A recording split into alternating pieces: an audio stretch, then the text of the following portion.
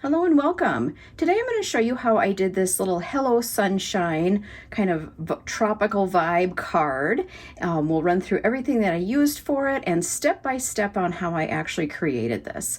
I shared this card last week on some of my social media channels and had a few questions on how I made it, so we'll run through all the details of that today. First of all, we're going to run through all of the supplies that you're going to need for this, and I'm just going to run through the entire list. So this is the Delicate Whispers stamp set. I'm only using this stamp, the single flower with the little foliage coming off of it. That's the only stamp I'm using out of the set.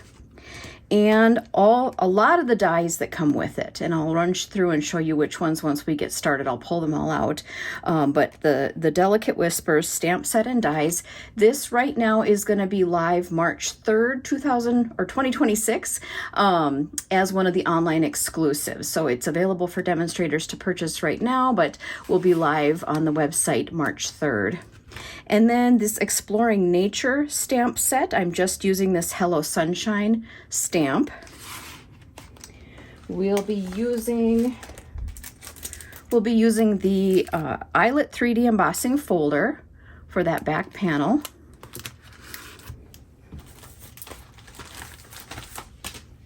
I am going to be using the perennial postage dies, and I'm using the largest size out of that. That's what will cut our front white panel after we do the ink blending. And to do that ink blending on the front, I am using this Tailored Expressions 6x6 designer masking stencil, the circles, and I'll be using the one that has the cutout, the biggest circle. So there's two sizes in the set, and then they also give you the negative pieces that come in the circle piece if you wanted to mask that off afterward. This is still available on their website if you're interested. For our inks, we're going to be using Petal Pink, Flirty Flamingo, Crumb Cake, Secret Sea. And then I'm also going to be using my VersaFine Onyx Black ink for the sentiment.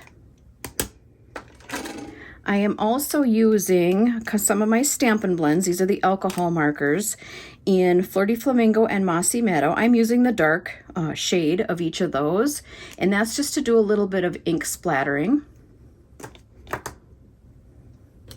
I also have this Dina Wakley Media Gloss Spray, the glossy acrylic spray in white.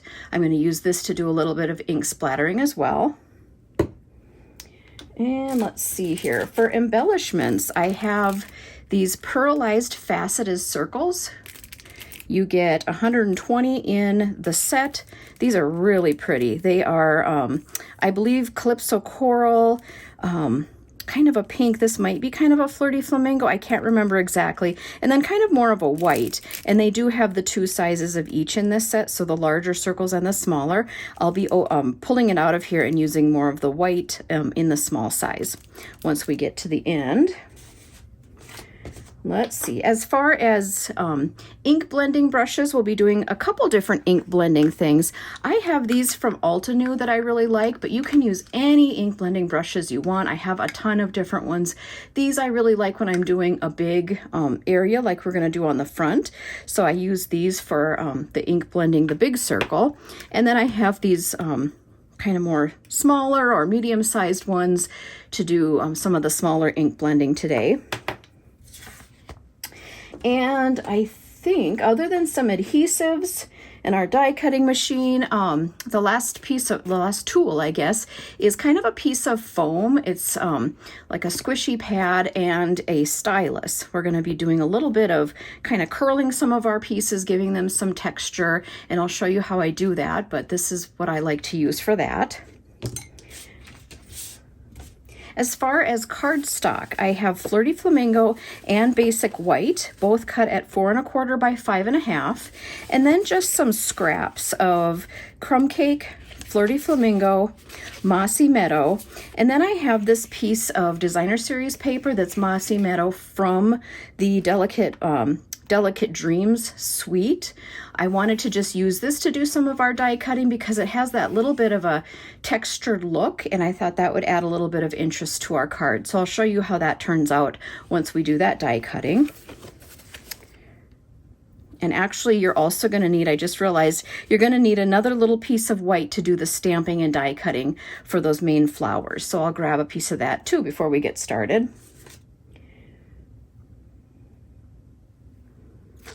Okay, and that should be it for our supplies. So let's go ahead and just start working through this step by step. Okay, so you can really start on any step you want. I think I'm going to start on ink blending that big main circle onto the front white panel of our card. So I'm going to show you how I do this. These stencils from Tailored Expressions are really great for doing this, but if you don't have these, you can certainly use masking paper and use a die cut and cut a piece, you know, to cut a circle or whatever shape you want out of that masking paper and stick that onto the front of your cardstock. And then you're able to use that as a mask, just like we're gonna do here. So, you know, don't let this limit you if you don't have this. But like I said, they do still have this on their website if you're interested in finding it or purchasing it for yourself. Now, on these particular stencils, there are a couple different kind of etched lines. I don't know how visible that is, but that's what I use. That's why I cut my panel, even though I'm going to die cut it smaller. I cut this at 4 1/4 by 5 1/2 because I know it lines up perfectly with one of those etched lines. It just makes it easy for me. And then I like to use any kind of low-tack tape. You can use washi tape if you want, a Post-it note. I like to use this mint tape from scrapbook.com.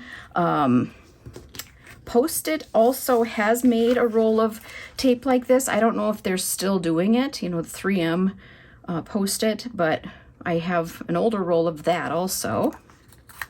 And I usually just will put a couple different pieces on, and that just holds everything in place so I don't have to, you know, grip everything so much. It's going to slide around if you don't do this, just because, you know, you're going to be brushing and moving, and it's best to have everything held in place pretty well. So anyway, I tape my paper onto the etched side, and then it says Tailored Expressions down here on the bottom. That's how I do it anyway. So and then let's flip it over. Now we can see that this area is masked off really nice for us. So as far as your brushes, like I said, you can use absolutely any blender brush. You can use a sponge if you want. Just play with what you have and see how it works.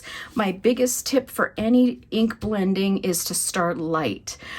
So ink up your brush a little bit, start off on the paper, you know, have some paper to protect your work surface, start on the edge of the stencil, and just slowly work your way into your area that you want to ink blend. Otherwise you might end up with kind of those really big blotches of harsh color, and it's not going to be just that nice soft blend. So the colors I'm going to start with are Petal Pink.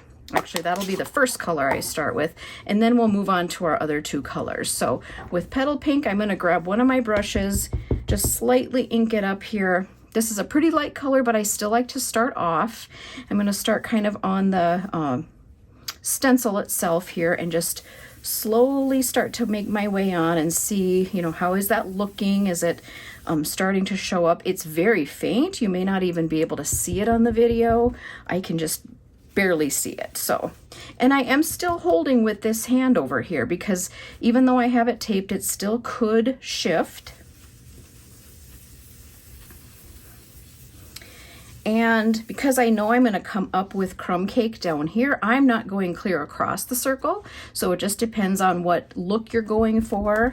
And I'm starting up in this corner because I don't, me myself, for this particular project, I didn't want to go straight down. I knew I kind of wanted things at a little bit of an angle, and you'll kind of see that as we go and as I put the other pieces onto the card front as well. So I'm just slowly adding some layers, and I can start to really see that kind of that peachy pink there. I think that looks really nice. I might add just a little tiny bit more here.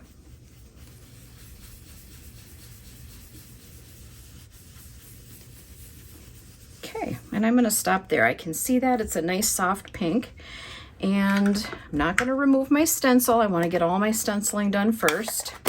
All my ink blending. So the next color I'm going to use is Crumb Cake.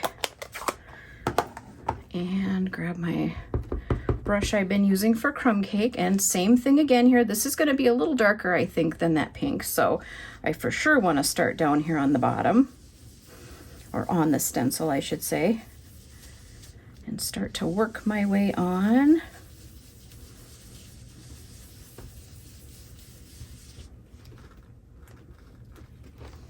There's kind of a little funny looking pattern right there, and I don't know if maybe there was a little bit of like oil from my finger or something on there already, but that is going to be covered up by my design, so I'm not going to worry about it. But I'm going to go up just a little ways with this color. I don't want it to get too like dark or muddy looking. I just wanted a little bit different shade, kind of like sand. You know, I'm going for a little bit of a tropical look on this card, so I was thinking kind of the pinks for the sky, and then kind of this more tan color, kind of to resemble sand. I mean, you know, it's not exact, but that was kind of my thought with that. And then the last color I'm using here is Flirty Flamingo, and this color can be very, very bright, vibrant. So just be really careful when you start to use any of the colors that are darker. You can even see on my brush how dark that is. So I'm just barely gonna grab any. And again, I just want it kind of up on this upper right corner coming down. So this one for sure, I'm gonna even start off on the paper and then come onto my stencil and kind of work my way on. I didn't do that on one of the previous versions of this I did, and I was kind of sad that I had a really big smudge.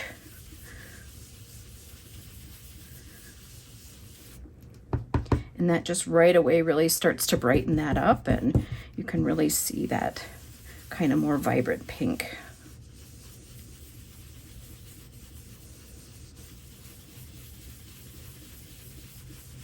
Okay, I think I'm gonna just stop there. I think that looks good. So we'll move these to the side for now. And I just realized in my list at the beginning when I was telling you the supplies, I missed the Old Olive. I used some Old Olive ink as well. So I will add that to the list. Okay, let's peel. This is the fun part, to reveal what we've just created. So we'll peel that stencil off, and look how pretty that is. I love how that ink blending turns out using that stencil like that. And, you know, a stencil and nice brushes and just taking your time, really nice inks like these, you know, taking your time and blending, and it's just kind of fun to play with the different colors and see what you end up with. So that's our stenciled background. Okay, the next step I'm going to do is use my Stampin' Cut and Emboss machine and do everything that I need to with that. So the first thing we'll do is use this 3D eyelet embossing folder and emboss our piece of the 4 1/4 by 5 1/2 Flirty Flamingo. And when I put these in, I like to line them up with the black line on the bottom there. Oop, but I actually have it lined up. There we go. Okay, and then when you're embossing with a 3D folder, you need plate number 1, which is that thicker base plate. Put your embossing folder with cardstock down, and then plate number 4. And we'll just crank that through.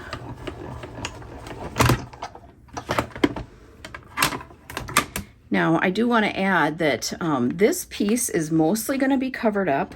Here's our sample card. You're really only going to see the edge. So you could totally just leave this cardstock without any embossing at all. I love texture. I like to add some of those details like that, so that's why I'm doing this, but this step is completely optional. Of course, they're all optional, but isn't that cool how that turns out? I just love that eyelet embossing folder. So we are done with that, and the rest of what we're going to use this machine for is our die cutting. So let's run through what all we're going to do for that. There's quite a few pieces. Grab all my pieces for the machine here. So for die cutting, you're going to use plate number 1, plate number 2, which is that thin shim, and then 2 of plate number 3. which are your cutting plates. Mine are well loved. So I'll put one of them down and set the other one to the side just for a second here. And let's see. Oh, you know, I just realized we will have to bring this back out to cut our flowers, but that's okay. Let's go ahead and pull out what we need for die cutting. All right, so I'm just going to run through the pieces I'm using for die cutting. In this set, there's a whole lot going on, but I'm going to use this. This is the flower with those foliage that we're actually going to stamp this also, but I'm using the die that coordinates with that, and I'm going to cut out 3 of this kind of watercolor looked piece of Mossy Meadow Designer Series paper. So we'll cut 3 of those. There are these 4 kind of long foliage pieces, kind of additional little things you can stick in as when you're doing arrangements. I'm going to use these 2 that are kind of more straight. These other 2 have a big curl at the end. I'm just choosing not to use those 2. So I put those onto a piece of Mossy Meadow cardstock. Then there's all these little, I don't know if they're supposed to be like little bundles of berries, or again, just kind of those little things you can tuck into arrangements when you're making them, but they have the little, like the little balls or little berries on the end. I'm using 4 of them. I just randomly picked 4 out of the 5, and I'm putting those onto my piece of crumb cake to cut that out. And then there's 2 different types of flowers, the little flowers, I should say, in this. There is this die where the 2 are connected and they have a little hole right in the middle. That's this one here. And then there's 2 other single dies that don't have a hole in the middle. I'm using the one that has the hole. Either one works fine, but I'm gonna cut this twice so that I end up with 4 flowers total. So I'm gonna use some mint tape again to tack these down and run them through. I will do all my die cutting. I might speed up the video, or I might just cut it off and then show you what I ended up with afterward, but either way, let's go ahead and do our die cutting.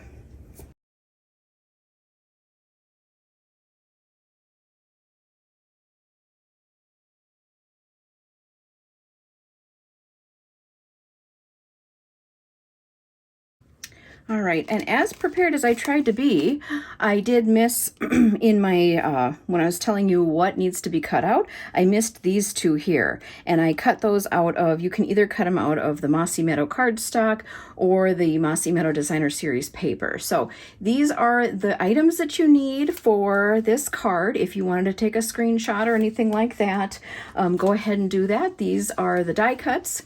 The next thing we will do is stamp our flowers that are kind of the main focal image, and we'll get those inked. Okay, the next thing I'm going to do is stamp this flower. This will be our main focal image. I'm going to stamp this 3 times, and I'm just going to kind of run through what I did and why I did it, but there are other ways that you can do this. So you decide how you want to stamp this and everything, but I use the Secret C ink to stamp this. Now keep in mind this is a water-based dye ink, and we're also doing ink blending with the same type of ink, the water-based dye ink. That means that this could smear when we go to start ink blending from our other ink pads. So I tried to be really careful to avoid hitting the lines of my inked image with this. Probably some of the other ways you could do this, if you wanted to be a little bit more assured that things weren't going to smear, is you could use a pigment ink, more of a permanent ink. Make sure you let that dry. It takes longer to dry. So again, if you don't let it dry long enough, that's going to smear. And then the other option would be, that just comes to mind, is to heat emboss. Use some embossing powder. Use a permanent or pigment ink and put embossing powder on it, and then heat set that, and then that won't, for sure won't smear or anything like that. So anyway, this is what I'm using. I'm using the Secret C rather than black, just because I wanted it to be a little bit softer. Sometimes when I want the lines just to not be so harsh and out there, I'll use like a gray or something like that. So I just grabbed the Secret C for this one just to see what it would look like. So I'm just inking up my stamp, and we'll just stamp it 3 times.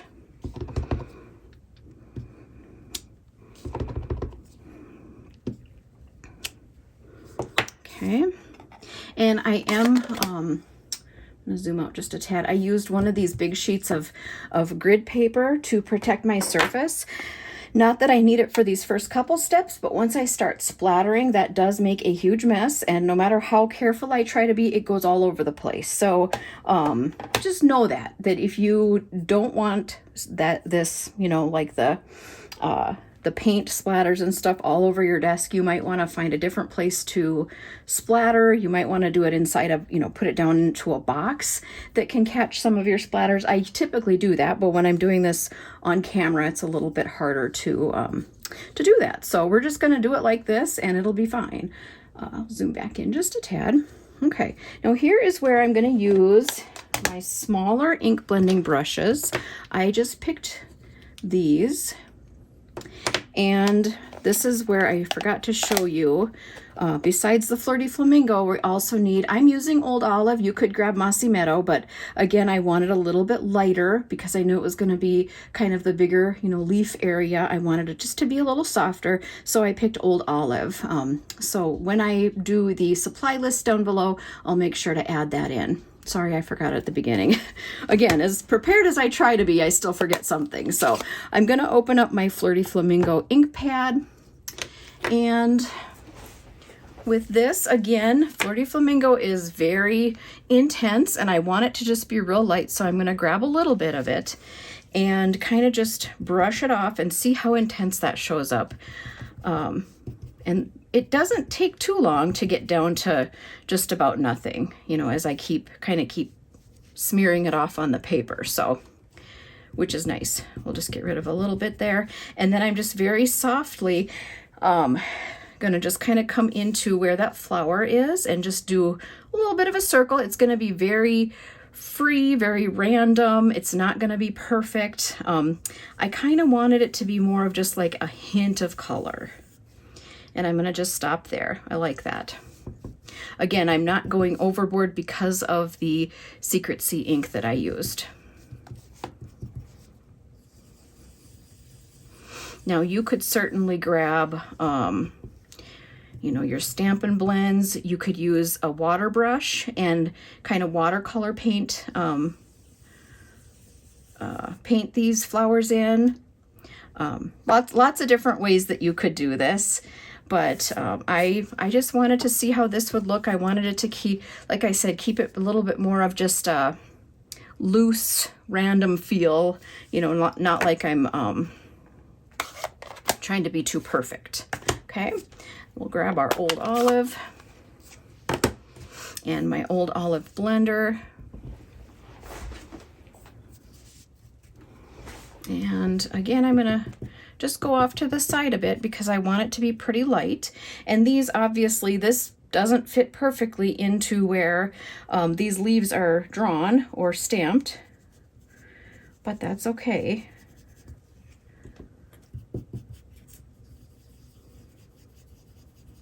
I'm going to die cut these out, so a lot of these areas around that are getting the green are going to be gone anyway. Okay, I think I'll stop right there. So that will be enough ink blending for these flowers. And then I did some splattering, so that's what we'll do next here. And in case you've never seen this before, you can use your Stampin' Blends markers to splatter. It's a very, very, very fine mist. So it's just tiny little droplets. You want to use your the brush end. And I've always kind of seen other people do it where they grab a different Stampin' Blend and tap the one that they're splattering on top of it. And kind of aim it down toward your project where you want it. And you kind of have to, I guess the first time I did it with these, the ink didn't really start flowing right away. The more that I did it, then it started coming out a little bit more. So you'll have to kind of play with it. If you don't like the idea of doing that or using your Stampin' Blends in this way, you know, because it's using the ink and things like that, you could try using the ink pads. and a water brush and kind of just tap, you know, tap some of the ink with some water onto your project and see how that turns out. But this is a different, little different technique that I thought I would show. It's kind of fun, and it just adds a neat look, I think. So now again, I'm splattering these. It's gonna go all over the place, but I'm gonna try to kind of aim the Flirty Flamingo at the part where we did the Flirty Flamingo ink blending. So, and then I like to brace this bottom hand because, you know, when you start hitting it and tapping it, it'll move anyway. So I'm holding this one and I'm going to start tapping. And you can see kind of right away, and because I've used this and I've done that a few times, the ink really flows nicely.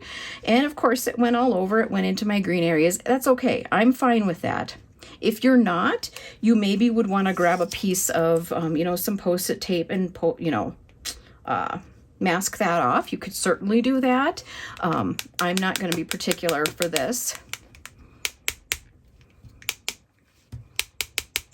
There we go. And just a few taps and I have as much as I want on there.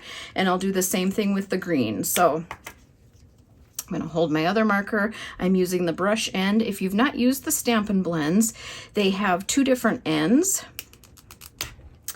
kind of more of a nib end and a larger brush end. And these lines on the barrel, the thicker line and the thinner line, make it easy for you to see which end is which. So you're not, you know, taking off the caps trying to figure out which end you want. So just a little tip if you didn't know that. Okay. Then let's work on the green here.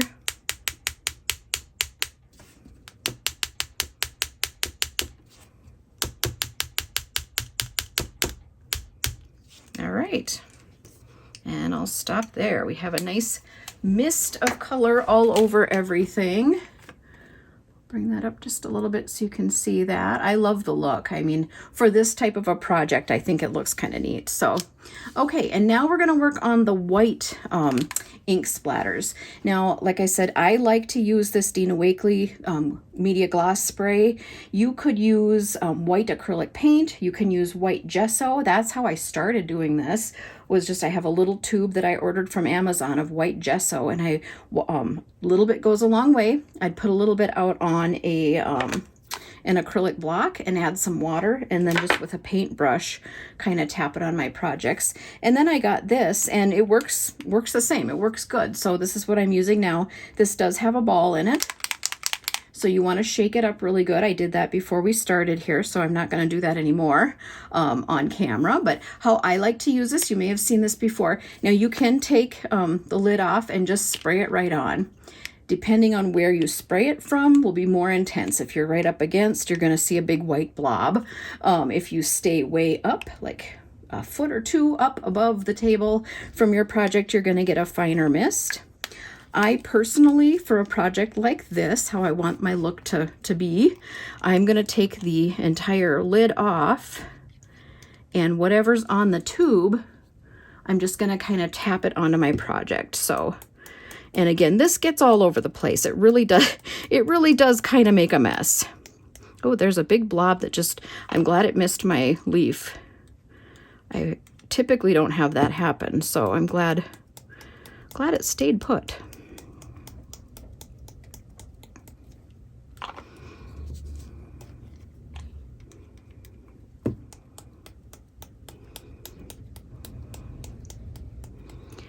All right, a little bit more on this first one, I think, if I can. There we go, and I'm going to stop there. Now, if you could see, I have ink splatters all over my desk up here. I'll get those wiped off. These clean off really nice because they are an acrylic paint. So I'm going to set this aside and let it dry, and we're going to just do a couple other steps here and then come back to this and die cut these out. For the next step of our project, I am going to stamp our sentiment onto our ink blended panel, but I wanted to show you before we do that, I'm going to show you the new Stampin' Positioner from Stampin' Up. Demonstrators were able to order this a couple weeks ago, and this is available right now for free if you purchase the starter kit. That goes through March 2nd, I believe. So, you know, you get your starter kit for $99. You get to pick out $125 in products, and then they're also going to throw this in for free. So it's a pretty cool deal. It comes with the base, these two different stamping plates, the bigger one and the smaller one, these two magnets, and then you can separately purchase a whole pad of this grid paper that goes onto the platform. That doesn't come as part of the free gift, but you can purchase that separately. So I thought we would try to use this today to do our sentiment. When I stamped this, let me show you. So this was the first one that I did. You can see maybe a few additional steps on this as far as some black ink splattering that I tried. When I stamped my sentiment here, I thought it turned out pretty nice. When I stamped it for my reel that I was doing, you know, kind of recording in real time, it didn't stamp as nice as I would have liked. It's maybe a little hard to see, but it's had I used my stamp positioner, I would have stamped it a second time because it's kind of mottled. There's, you know, it's not filled in very nice. So that's exactly the reason that we use a stamp positioner, so that you can double stamp things if you need. It just, you know, you can get it lined up, you know, because I took my chances trying to get this lined up horizontally how I wanted, but that doesn't always work that way. So that is another nice reason to have something like this. So before I actually stamp onto my ink blended piece, I'm going to do a little practice run here so that you can see how this works. So I have a piece of 4 1/4 by 5.5, so the same size we're going to use, and you can do it kind of however you want.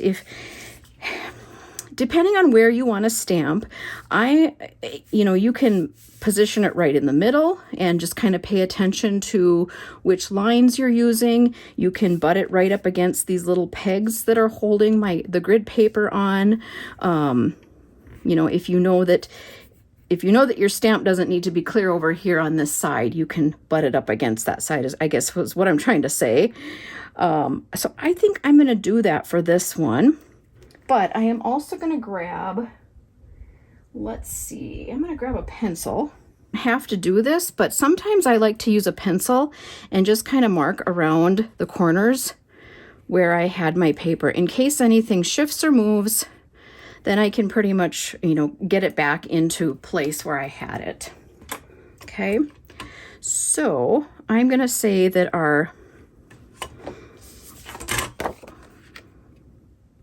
actually, let's go ahead and just set it on there. Let's do this the easy way.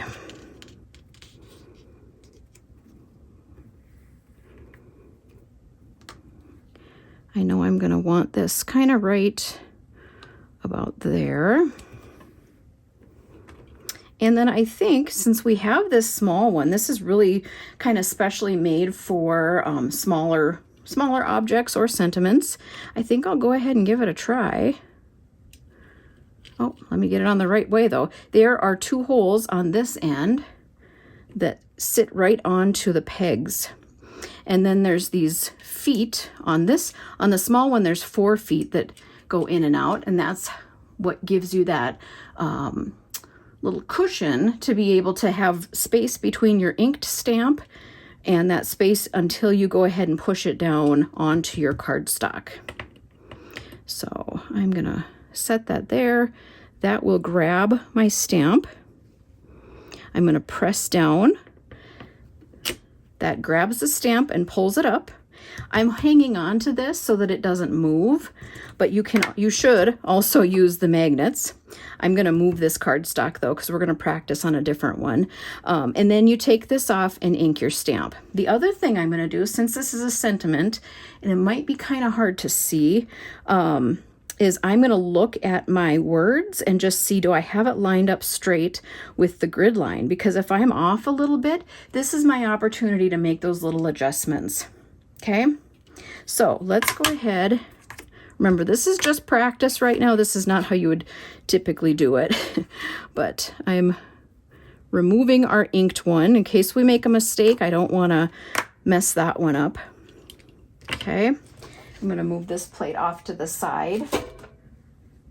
And again, I'm using my VersaFine Onyx Black for my sentiment. This is what I really like to use for sentiments because it's just so nice and crisp. It stamps just beautifully. Okay. Then flip this around. Get those pegs back going through that hole. Now you can set this down, and because of those spacer legs, the little retractable legs, that stamp is not touching the cardstock yet. So you can kind of just look it over, make sure nothing has shifted, make sure your cardstock is where you want it, and then just press straight down and let it come back up. I'm going to press again because I can see a couple spots that it missed. Oop. And then that's what happens when when it pulls up, it does shift the paper a little bit. So let's go ahead and do that again. This is why I wanted to practice. The magnets are good, but once this gets down and sticks to the cardstock, that's a lesson that I just remembered. It will stick to the cardstock, and when it pops back up, it does shift it. So, you know, always readjust your cardstock before you stamp a second time, even if you think things are in the right place. Okay, let's try that again.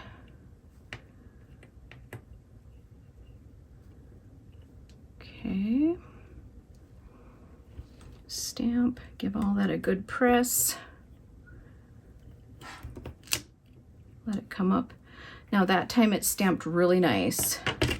I can see all the letters are all filled in. So I'm actually not even going to do that again. I don't want to, even though it's a practice one, I don't want to chance, kind of getting it off kilter, but it could, this is where you could totally recheck everything, re-ink, put this back on here, make sure it all looks like it's lined up, and, press again. So cool. I like how that turned out. So let's go ahead and do the real thing.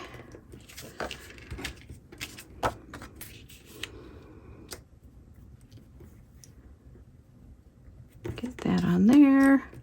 Use my magnets. I'm going to ink up my sentiment.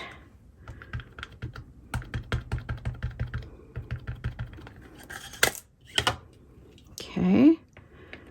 Put it on the pegs. Look everything over. I like where that's at. I'm looking at my sample too, just to kind of make sure that everything is where I want it. And I'll do one press down.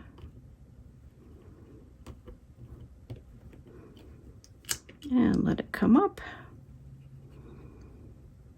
Good. I think that looks good. Looks like there's maybe a little bit of a hair on it, but I'm not even going to worry about that. Okay, good. We'll go ahead and take that off.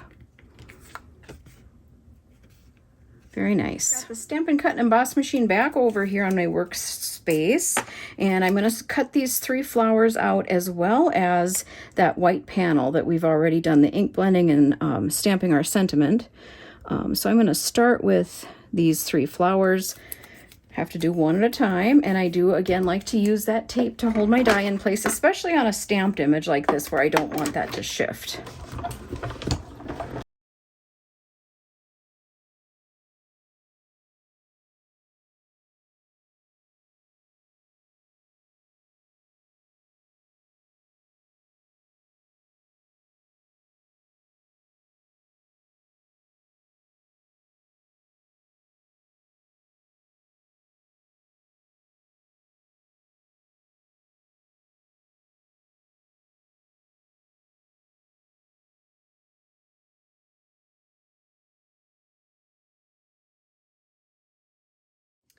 All right, and then we will cut this main panel out with that largest perennial postage die. So I'm just kind of eyeballing it, trying to make sure I have that circle centered about the same amount of space from the left and right sides and the top. And again, I'm for sure going to use some tape. I'll use a couple pieces. And set that on there.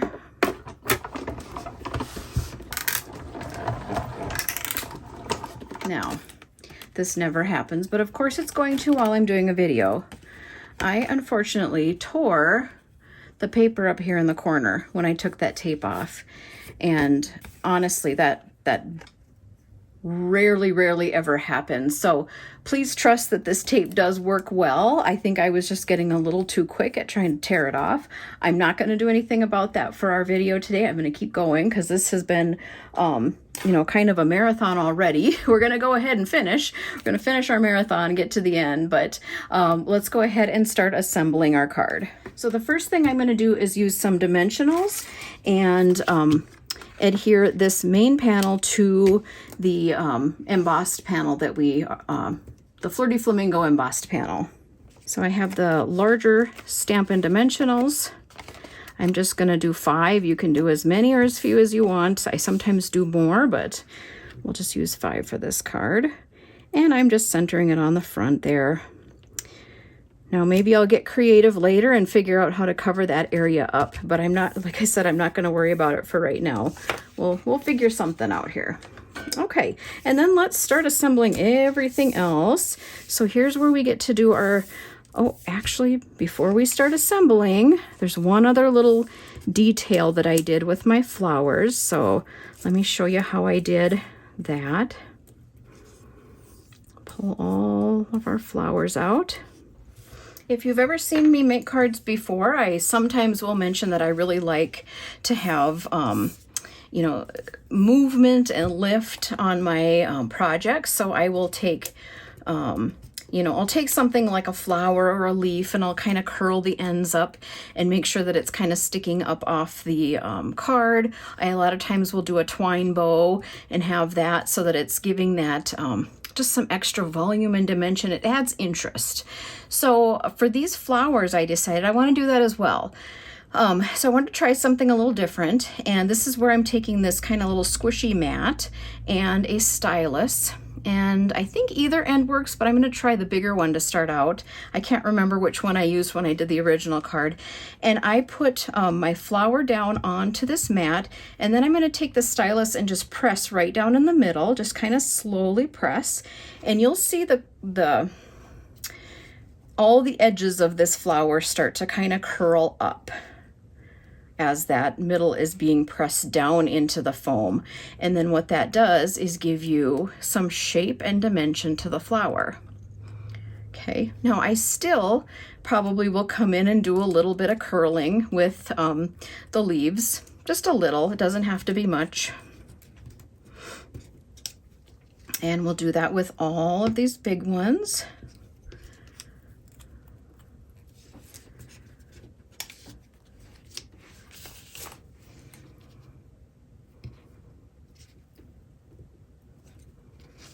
And I'm not, like I said, I mean, I didn't really say it, but I'm not going for any particular shape. I'm not trying to be perfect. You know, as I press, parts of it are coming up more than others. That's okay. I like the randomness of it. And then I'm going to do the same exact thing with all 4 of these little flowers. They curl up kind of into a nice little cup shape. Let me try to spread them out so you can see them a little bit better here. Okay.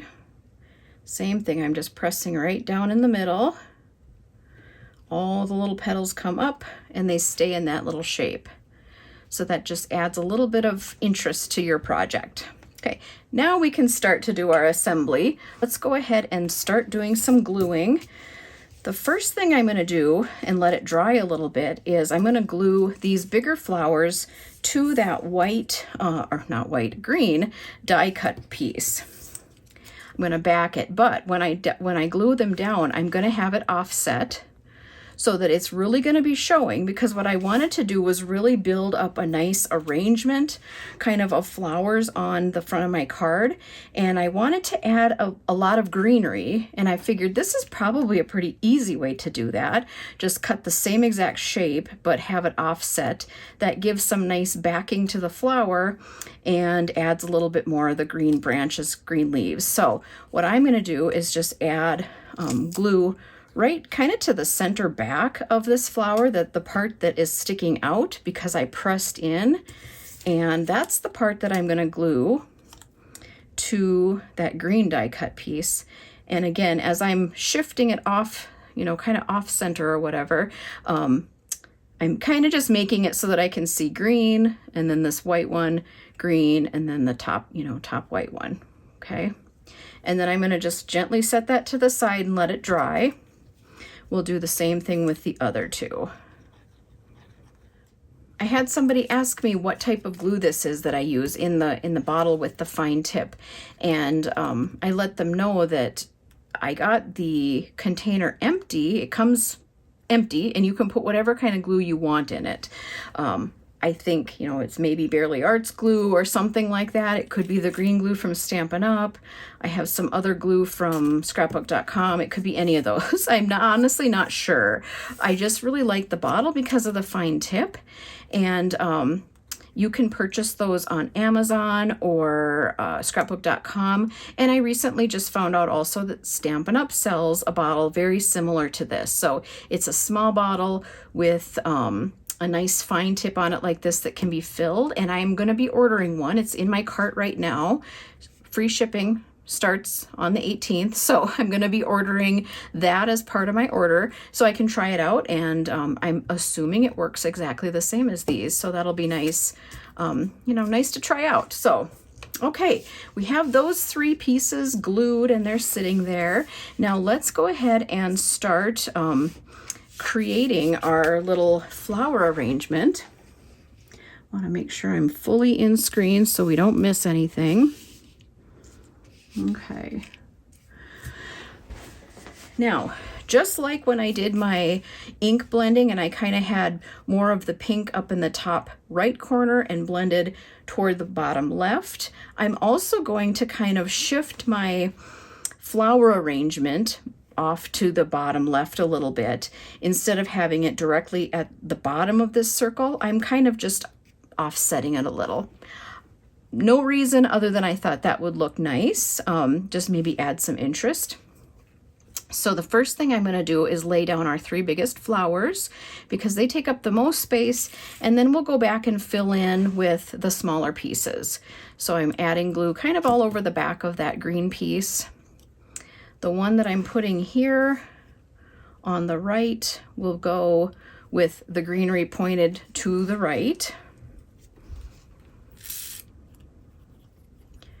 Put glue on our next piece. This one, I'm shifting all the way up here. It's pointed more to the left, or actually kind of up since we're going up the side of that circle. And the last one will be right in the middle.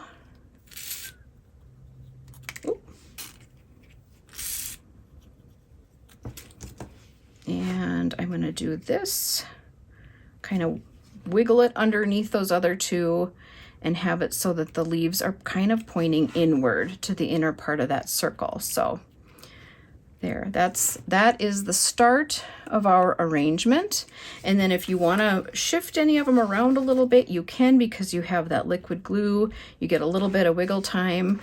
But that's kind of what things look like. You can see how things stick up off the page. Of course, this is a card where you're not going to be able to put it in a regular envelope to mail it.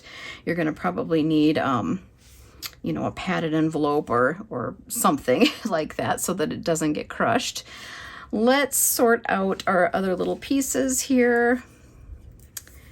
And what should we stick in there next? I think we'll do the green pieces. So I'm going to go for these that have the little bit longer little pieces sticking off. And I like to usually just kind of put a little dab of glue along the stem and leave the top part free. So again, it can kind of move. Again, I'm going to just kind of tuck it in over here. So it's coming up to the right. And little glue on the stem here. Tuck it in over here. And if you ever can't tuck one of your pieces, you can always kind of cut the bottom. I'm going to just tear off a little piece of that. Maybe put a little bit more glue on. I was running into one of my flowers that were already glued down, so there we go.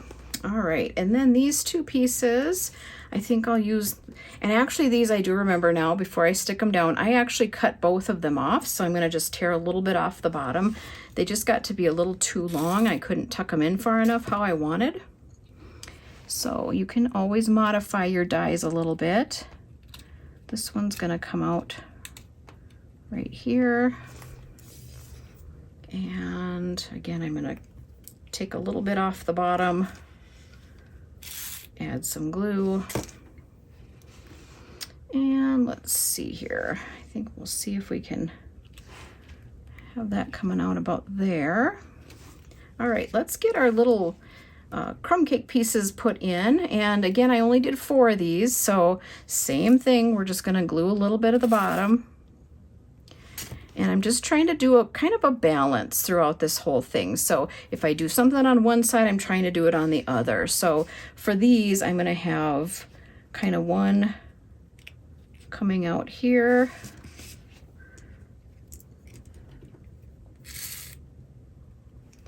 One coming out over here. Oops, don't want the stem showing though.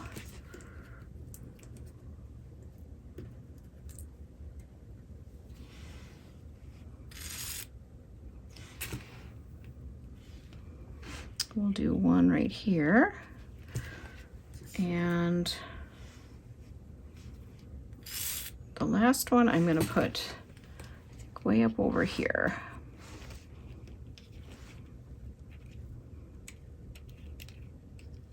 All right, and then last but not least, we have our little flowers to put on, and same thing, just adding some glue to the back, just kind of around that opening.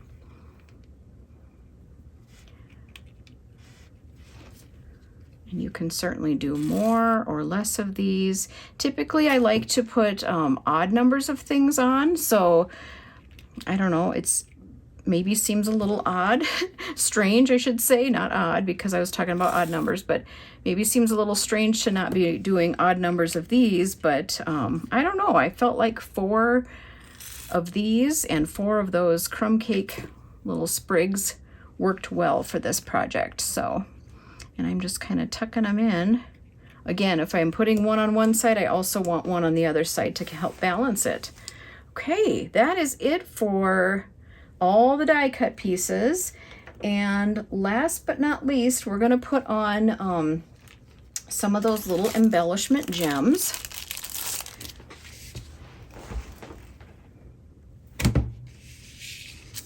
And let me put it back on here so you can see. Again, like I said, there's the smaller ones and then the larger ones on the bottom here. And I'm going to use my Take Your Pick tool. If you haven't used one of these, they're awesome. I really like these. On the one end, it has kind of this little gummy end, and it's perfect for picking up these embellishments off the adhesive sheets and putting them onto your project. Now, I just put one into the center of each circle. Again, if you don't like that, you can certainly leave that off. This is, you know, do it however you want, but I thought it kind of added a nice little shimmer. And actually, any of these colors would work. I wouldn't have to just use the white. I should probably have tried the pink. And that is our project. Like I said, it was a little bit of a marathon. This card is definitely more, lots more steps entailed to making it, a little bit more detailed, but it's kind of fun to do projects like this once in a while where you can try different techniques.